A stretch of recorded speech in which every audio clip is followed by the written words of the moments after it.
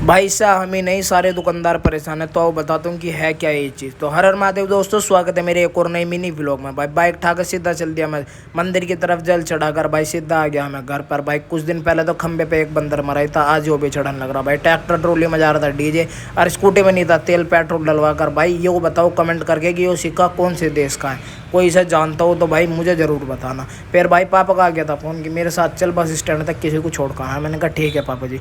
वहाँ से आने में हो गए भाई लेट। भाई इनका बता दूं मैं, ये है भाई मच्छर जो रात के टाइम लाइट पर हमें बहुत ज़्यादा। देखो भाई ऐसे हमें लाइट पे भाई आने में हो गई थी देरी, तो भैया ने दुकान बढ़ाई थी, हम चल दिए भाई सीधे घर की तरफ को। हर हर महादेव दोस्तों।